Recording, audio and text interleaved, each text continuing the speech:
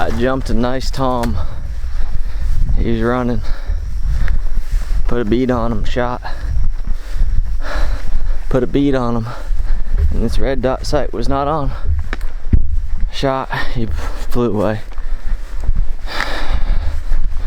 After all the commotion, looked down, my GoPro, it's gone. I have no idea when I lost that. So I've been walking, backtracking, trying to find my GoPro.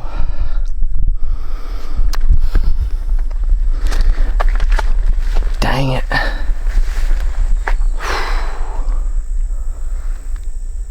Holy cow.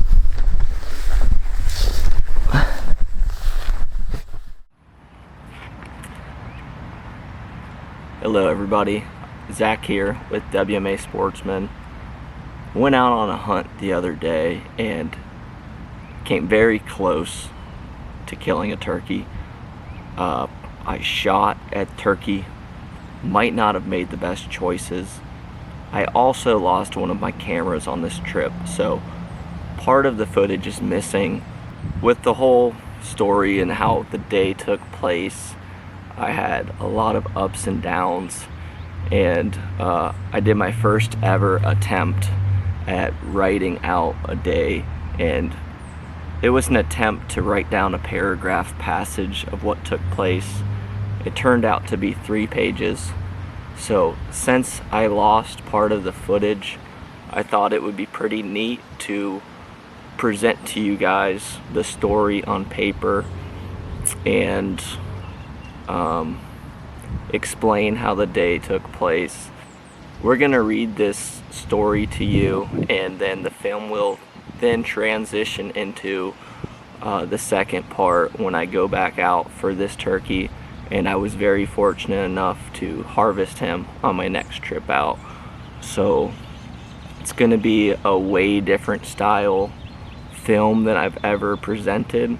I'm not sure if I'm gonna do much more of this, maybe, but for this storyline, it should fit. I hope you guys do enjoy this story as I read it to you. I do not have a writing background, and I had a lot of fun putting the words on paper, so we're just gonna jump into it. A cruel April Fool's joke, it would seem. The day started normal. Alarm rang at 3 a.m. Coffee and camo clothes, out the door by 3:15. A fog has suffocated the 2-lane road as I start my excursion for the woods. I arrive at the parking area at 5 a.m. Time to get packed for today's hunt. I step out of the truck and am greeted by some unpleasant natives. They lunge at me and pain emerges from my legs. Like a coordinated missile strike, I get hit multiple times. Fire ants fill my bottom half. I stomp and shake vigorously like a drunkard on the saloon dance floor. Finally, I rid my body of these fiends. Maybe I should have listened to these creatures and saved myself from the disheartening events to come. Boots strapped, insects ridded, adrenaline high, I navigate my way through the darkness. I have a plan, head to the creek crossing where I heard him the trip before. Over an hour passes as I bob and weave deadfall and spider webs. I finally arrive to my listening area. The sun slowly starts to enlighten the vegetation I am within. Cypress trees with green fern bottom. A few rusty strands of barbed wire border my shallow creek. I nest into the foliage and prepare for the game. The same fog from nightfall lingers in my presence. It dances with the daylight radiating upon me. I can feel the dampness in the air from the fog. It is gobble time, but the woods are quiet and still. A few stray hawks sound off. It appears no gobblers will shake me this morning. I imitate a hen and let out a few clucks. The woods stay still and time passes. A few series of calls later, it's 9 a.m. I question my tactics. Has this land been vacated from turkeys? Has the fog kept them on the limb this morning? Shall I move spots? I give in. I shall take it slow and familiarize myself with this land. I ease around and look for better setups, giving out series of calls every 15 minutes. It is 10 a.m. now. I push through the overgrowth into a nice live oak hammock with a grassy cypress runway down the throat. I make my next hide, eat a lunch, and give out a short series of calls. To my surprise, I have a hen yelping back at me at approximately 300 yards.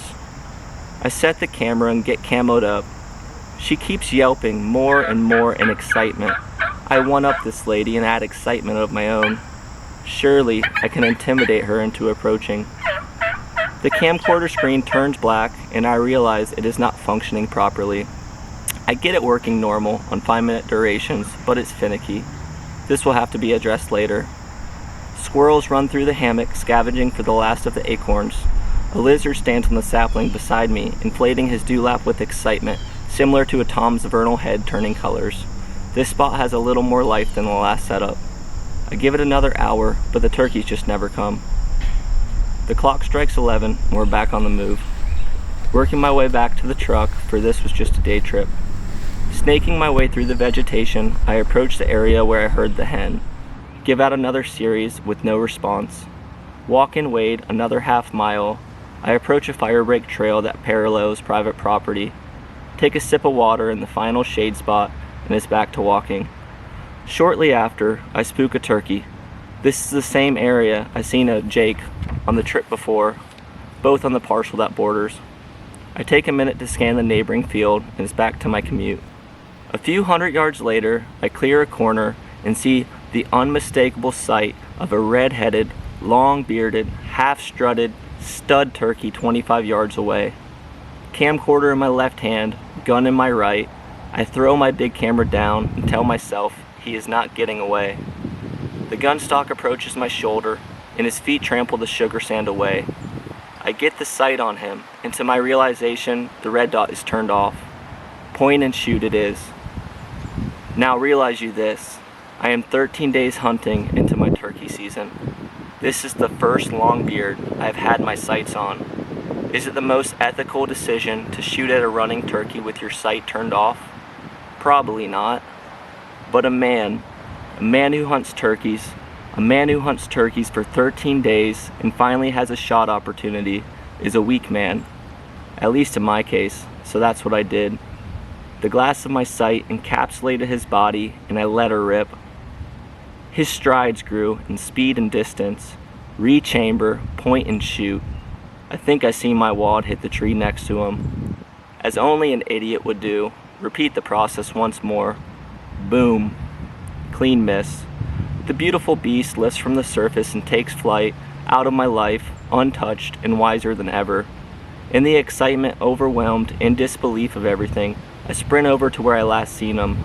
No feathers, no blood, turkey 1, me 0. I reach for my GoPro that should be attached to my backpack strap. It is not there. Surely I lost it in the excitement that just occurred.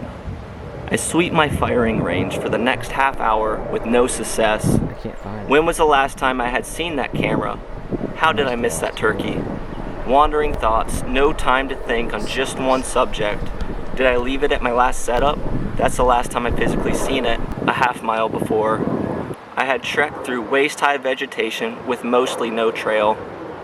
The sails were set, and I scanned the woods back to where I had came. I made my best attempt to accurately trace these steps, like a hound on a lead tracking a wounded deer. The scent was good, and I was on the trail. I was rather impressed with the course I took back, sweeping my eyes the whole entire way. No luck. I made it to the tree I had been sitting against, as sure this must be where I'd find it. Groom the area. No, sir. It's been about 2 hours now, and I make my final walk back to where I had had my duel. I finally accept that, like my turkey, it is gone. Time to make the remaining walk back to the truck. With only time and without a task, I can finally reflect on everything. What just happened? Am I excited, depressed, sad, or angry? I had a failed assassination of a marvelous turkey. I lost my GoPro and the footage it contained. I think back to my black screen on my camcorder. It appears it is not completely broke now, but will be soon enough. What a disheartening day. It sounds like a day one would joke about. It also happens to be April 1st. Boy, did that turkey make a fool of me. I shall learn from this and not ever again go turkey hunting on April 1st. But as I said before, I am a weak man who attempts to hunt turkeys so I will not learn from it. Not in that ways anyways. I will replace my cameras. I will get out there after a smarter, older, bigger turkey, the best turkey there is. The show will go on. After writing this all out, I can't help but to smile.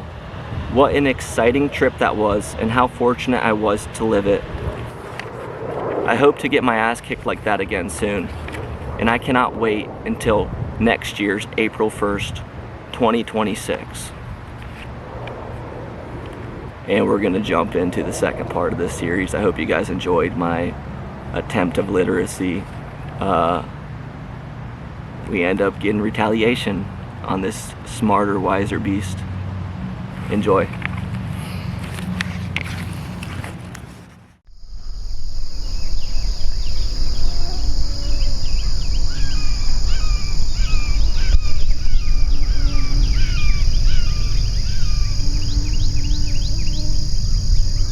Hey everybody.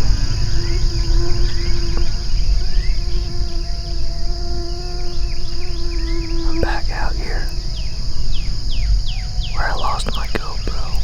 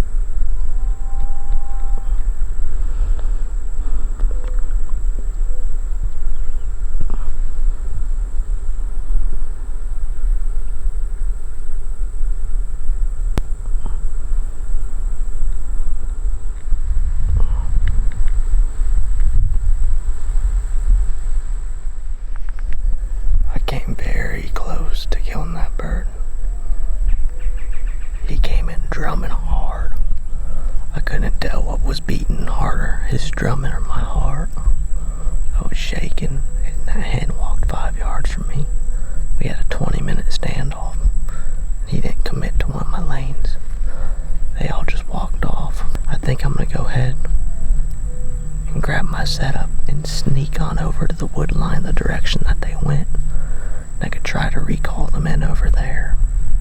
I'm not sure if they're gonna come back here again.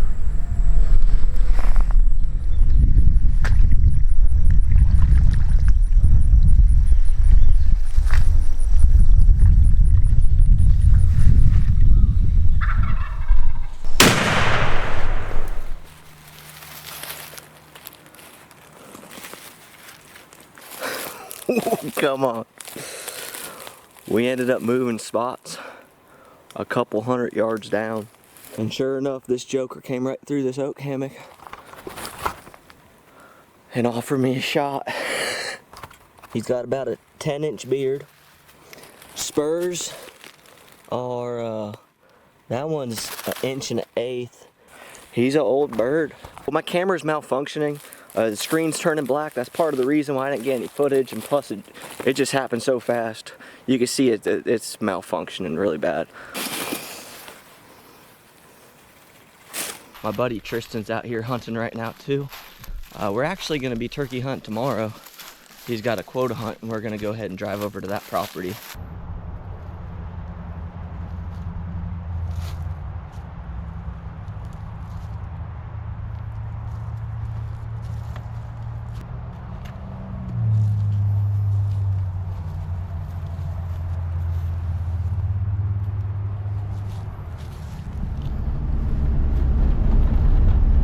Still at it. Round 2. We just made it to the next property. I'm about to go ahead and set up camp. Tristan's already here. He picked up a campsite on the river. We're gonna get all the tents set up, grill up some steaks, drink some Coors Light, admire my turkey. And we're gonna come up with a game plan for tomorrow. What he was telling me is he wants to hunt together. He thinks maybe I could bring good luck upon him and call in a turkey. Don't tell him it took me 15 days to get one. But it looks like that's what we're about to do.